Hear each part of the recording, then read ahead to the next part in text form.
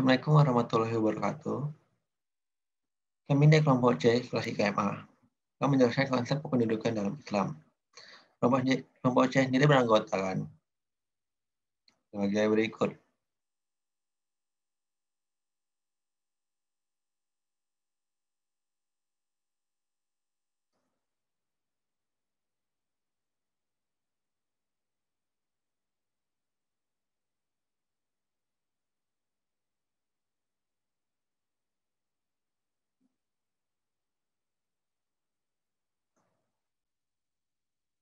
Tingginya tingkat kriminalitas seringkali dikaitkan dengan fenomena tingginya laju pertumbuhan penduduk. Hal ini disebabkan karena ledakan penduduk yang besar berbanding terbalik dengan sumber pengadaan kebutuhan manusia yang semakin hari semakin menipis, baik dari segi pangan, papan maupun pakan. Nah, ditambah lagi dengan kurangnya ketersediaan fasilitas pendidikan yang menyebabkan rendahnya kualitas SDM atau pekerja yang tidak mampu bersaing di era teknologi modern saat ini. Nah, sehingga permasalahan ledakan jumlah penduduk ini kemudian bermuara ke tingkat kemiskinan Indonesia yang tinggi, persaingan kerja yang ketat, tingginya harga pasar bahan makanan, dan tingginya tingkat kriminalitas. Nah, oleh karena permasalahan yang timbul karena jumlah penduduk yang tinggi ini membuat para pemerintah berupaya untuk menekan laju pertumbuhan penduduk dengan berbagai alternatif program. Nah, salah satunya adalah program kontrasepsi serta berbagai alternatif lainnya. Namun yang menjadi permasalahan adalah mayoritas masyarakat Indonesia menganut agama Islam, sehingga penekanan penduduk ini masih menimbulkan pro dan kontra, baik dari kalangan masyarakat maupun dari kalangan para petinggi sendiri. Dikarenakan dalam Islam itu banyak anak dianggap sebagai suatu karunia yang tinggi dan amanah dari Allah. Nah, sampai sering terdengar kan kata banyak anak tuh banyak rezeki, seperti itu. Oleh karena itu, penulis tertarik untuk membantu menganalisis konsep kependudukan dalam pandangan Islam itu seperti apa. Pengertian kependudukan. Penduduk adalah warga negara Indonesia dan orang asing yang bertempat tinggal di Indonesia. Sedangkan kependudukan adalah hal yang berhubungan dengan jumlah, struktur, umur, jenis kelamin, agama, kelahiran, perkawinan, kehamilan, kematian, persebaran, mobilitas, dan kualitas, serta ketahanannya yang menyangkut politik, ekonomi, sosial, dan budaya. Islam sendiri pada hakikatnya menghendaki umatnya memiliki keturunan yang baik secara fisik maupun psikis, pendidikan, kesehatan, dan ekonomi yang terjamin sampai hari tuanya. Hal ini sebagaimana disyaratkan dalam Al-Quran Surat An-Nisa ayat 9 yang artinya, dan hendaklah takut kepada Allah orang-orang yang seandainya meninggalkan di belakang mereka anak-anak yang lemah, yang mereka khawatir terhadap kesejahteraan mereka. Oleh sebab itu, hendaklah mereka bertakwa kepada Allah dan hendaklah mereka mengucapkan perkataan yang benar. Selanjutnya mengenai konsep kependudukan secara umum. Penduduk merupakan komponen penting dalam suatu negara yang bersifat dinamis. Seiring dengan berjalannya waktu, perubahan selalu terjadi pada jumlah penduduk yang dapat berupa pertambahan maupun pengurangan jumlah. Perubahan penduduk tersebut disebut dengan dinamika penduduk. Dinamika penduduk adalah perubahan keadaan penduduk yang cenderung pada perubahan jumlah penduduk pada suatu wilayah atau negara. Dinamika penduduk dipengaruhi oleh 3 faktor, yaitu kelahiran atau natalitas, yang hal ini akan berkaitan dengan fertilitas nantinya, kemudian kematian atau mortalitas, dan perpindahan penduduk atau migrasi. Nah, umumnya masalah pertambahan penduduk yang berlangsung terus-menerus akan menimbulkan masalah jika tidak diikuti oleh pengembangan kualitas penduduk. Pertumbuhan penduduk juga akan meningkatkan kebutuhan manusia akan pemenuhan kebutuhan dasar seperti pangan, perumahan, lapangan pekerjaan, fasilitas kesehatan, pendidikan, dan lain sebagainya. Konsep kependudukan dalam pandangan Islam. Dalam Islam sendiri, konsep pendudukan merupakan salah satu aspek yang sangat penting dibahas dalam agama Islam. Tujuan Allah menciptakan manusia sendiri adalah agar manusia menjadi hamba Allah yang patuh padanya, dan manusia bisa menjaga hubungan baik dengan Allah, sama manusia dan lingkungannya. Selanjutnya, manusia yang telah diciptakan Allah itu diberi tujuan-tujuan hidup dan telah diberi prinsip-prinsip yang dikenal dengan istilah maqasid syariah. Di antaranya yaitu memelihara agama, memelihara jiwa, memelihara akal, memelihara harta, serta memelihara keturunan, dan dilarang melakukan zina karena merusak keturunan. Baik, selanjutnya adalah aspek kependudukan. Aspek kependudukan yaitu meliputi pengendalian penduduk dan aborsi. Pengendalian penduduk dalam negara kita, program pengendalian penduduk dilakukan dengan sistem keluarga berencana atau KB. Menurut Muhammad Shaltut, jika program KB itu dimaksudkan sebagai usaha perencanaan dan pembatasan anak dalam jumlah tertentu. Nah, KB ini biasanya menggunakan alat kontrasepsi. Alat kontrasepsi sendiri adalah suatu alat atau sebuah cara yang digunakan dengan tujuan untuk mencegah terjadinya kehamilan dengan menghalangi pertemuan antara sel sperma dengan sel telur sehingga tidak terjadi kehamilan akibat dari pembuahan dalam rahim. Kemudian yang kedua adalah aborsi. Istilah aborsi secara bahasa berarti pengguguran kandungan atau membuang janin. Dalam terminologi kedokteran, aborsi berarti terhentinya kehamilan sebelum 28 minggu. Aborsi dibedakan menjadi dua macam, yaitu yang pertama, aborsi spontan, yaitu aborsi yang tidak disengaja. Nah, aborsi spontan ini biasanya terjadi karena si ibu mengalami kecelakaan ataupun sebagainya. Yang kedua ada aborsi yang disengaja. Nah, aborsi yang disengaja ini terbagi menjadi dua bagian lagi, yaitu yang pertama ada abortus artificialis therapicus, yaitu aborsi yang dilakukan oleh dokter atas dasar indikasi medis. Nah, misalnya jika kehamilan ini diteruskan, maka bisa membahayakan jiwa si ibu. Karena misalnya si ibu ini mengalami atau memiliki penyakit-penyakit yang berat, antara lain penyakit TBC berat ataupun penyakit ginjal yang berat.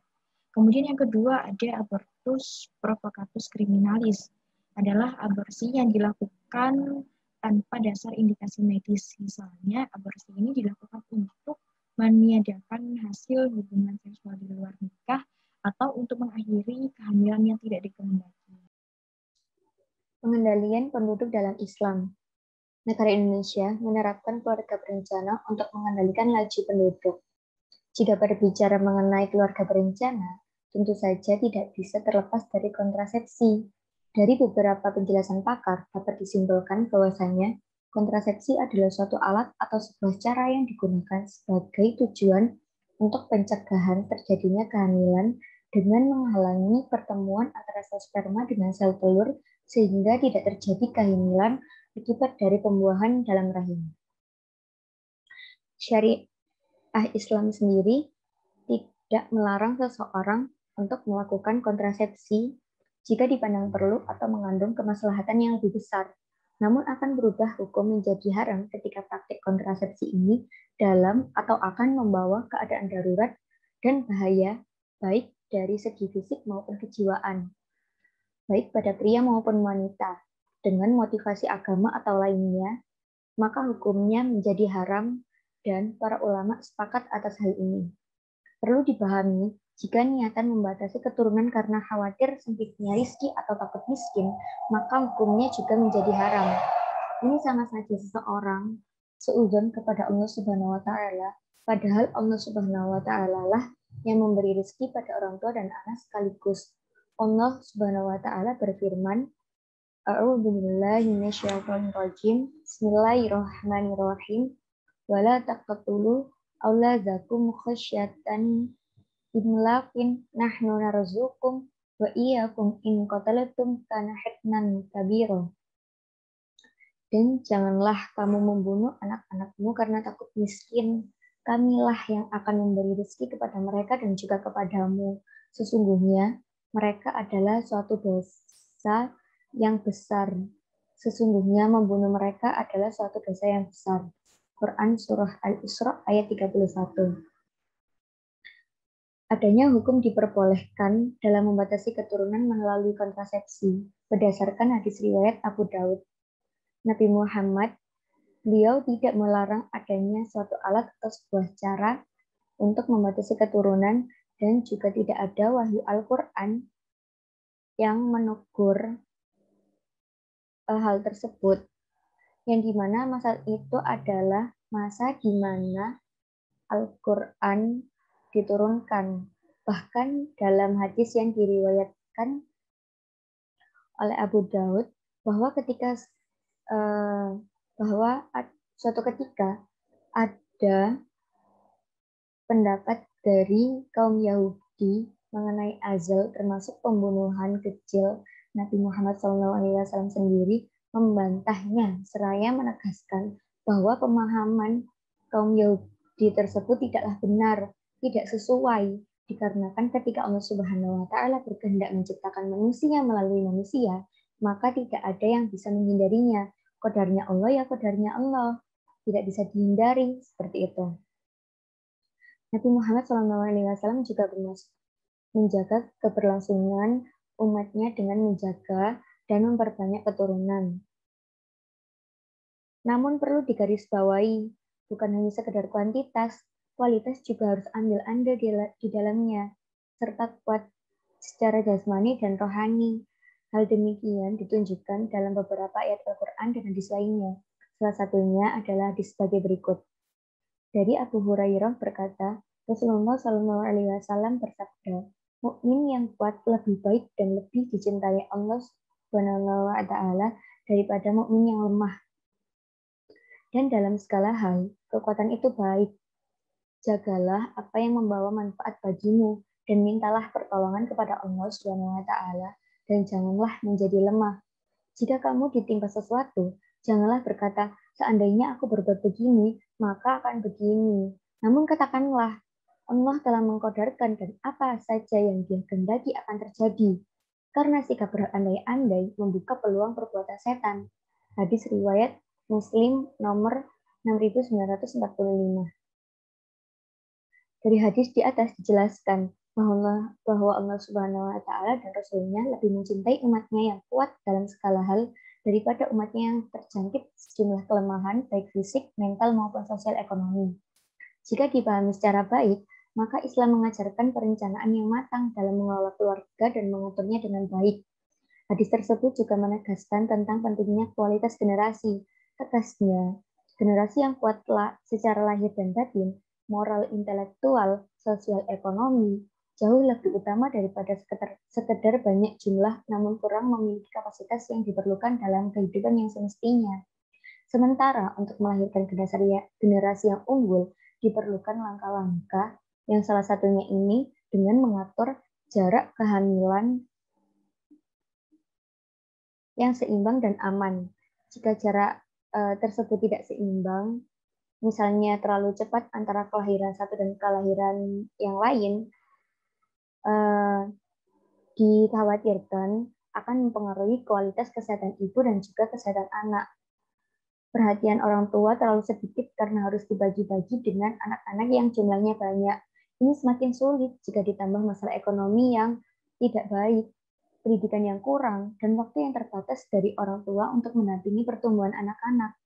Dalam konteks inilah upaya kontrasepsi diperbolehkan, sedangkan upaya pembatasan keturunan secara massal dalam skala besar seperti skala dari sebuah umat, maka hal tersebut diharamkan untuk mempromosikannya, apalagi memaksanya. Yang menerimanya juga dihukumi haram, seperti itu.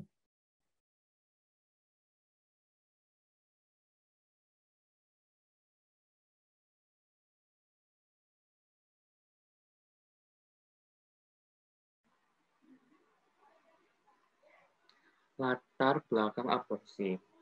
Program pengendalian penduduk di Indonesia melalui keluarga berencana tidak hanya berfokus pada perencanaan dan pengurangan kehamilan, tapi juga bagaimana caranya mengurangi angka aborsi di Indonesia.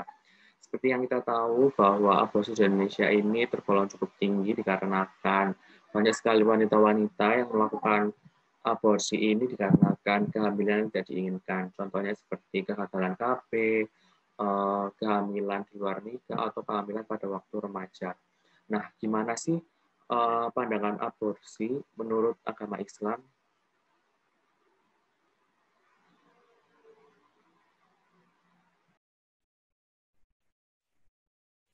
Aborsi dalam pandangan Islam. Seluruh ulama dari semua mazhab sepakat bahwa aborsi setelah kehamilan melewati masa 120 hari adalah haram, karena pada saat itu janin telah bernyawa. Dasar dari hukum ini adalah hadis pertama sebagaimana yang telah dijelaskan. Karena pada usia tersebut janin telah bernyawa, maka dari itu menggugurkannya sama dengan membunuh manusia yang secara jelas sudah diharamkan oleh Allah Subhanahu wa taala. Aborsi pada usia di atas 120 hari hanya boleh dilakukan jika terjadi kondisi darurat, seperti ketika ibu mengalami permasalahan persalinan dan dokter spesialis menyatakan bahwa mempertahankan kehamilan itu akan membahayakan jiwa si ibu. Dalam kondisi seperti ini, menyelamatkan jiwa si ibu dinilai lebih penting daripada mempertahankan janinnya, karena ibu adalah induk dari mana janin tersebut berasal. Sedangkan aborsi pada usia di bawah 40 hari hukumnya makruh. Ini pun dengan syarat adanya keridhaan dari suami dan istri, serta adanya rekomendasi dari 2 dokter spesialis bahwa aborsi itu tidak menyebabkan kemudaratan bagi si ibu. Imam Al-Ghazali dalam kitabnya Ihya Ulum Al-Din berpendapat bahwa aborsi adalah tindakan pidana yang haram tanpa melihat apakah sudah ada ruh atau belum. Al-Ghazali menyatakan bahwa kehidupan telah dimulai sejak pertemuan antara air sperma dengan ovum di dalam rahim perempuan. Jika telah ditiupkan ruh kepada janin, maka itu merupakan tindakan pidana yang sangat keji, setingkat dengan pembunuhan bayi hidup-hidup. Di antara alasan yang sering dikemukakan oleh ahli hukum untuk memperbolehkan aborsi adalah keringnya air susu ibu yang disebabkan oleh kehamilan, sementara ia sendiri sedang menyusui bayinya. Dalam keadaan demikian, ia atau suaminya tidak mampu membayar air susu yang lain. Alasan lain itu ada juga, yaitu ketidakmampuan ibu menanggung beban hamil karena tubuhnya yang kurus dan rapuh. Dalam kasus seperti ini aborsi tanpa memandang usia kehamilan dapat dilakukan menurut penelitian medis yang dapat dipercaya. Kelahirannya dipastikan akan membahayakan jiwa si ibu. Dilema kematian antara ibu dan janin dalam pandangan ahli hukum dipecahkan melalui pengorbanan janin berdasarkan kaidah tersebut. Jika terjadi pergulatan 2 hal yang sama-sama merugikan, maka yang harus dipertahankan adalah hal yang menimbulkan kerugian paling berat dengan mengorbankan kerugian yang lebih ringan. Dalam pandangan ahli hukum tersebut, kematian ibu lebih berat daripada janin, karena ibu adalah induk dari mana janin tersebut berasal. Ia sudah memiliki eksistensi yang pasti, memiliki kewajiban dan hak, sementara janin tersebut belum. Karena itu ia tidak boleh dikorbankan demi menyelamatkan janin yang eksistensinya belum pasti dan belum memiliki kewajiban dan juga hak. Kemudian yang terakhir yaitu kesimpulan. Dari pemaparan di atas dapat disimpulkan bahwa Islam sudah mengatur berbagai macam hal tentang masalah kependudukan, mulai dari masalah pengendalian penduduk hingga proses melahirkan. Dalam pandangan Islam, penggunaan alat kontrasepsi tentunya diperbolehkan asalkan tidak membahayakan pemakainya. Beda halnya dengan aborsi. Dalam pandangan Islam, tindakan KB aborsi bersifat haram, namun hukumnya menjadi berbeda jika terdapat kondisi tertentu, seperti membahayakan keselamatan nyawa si ibu.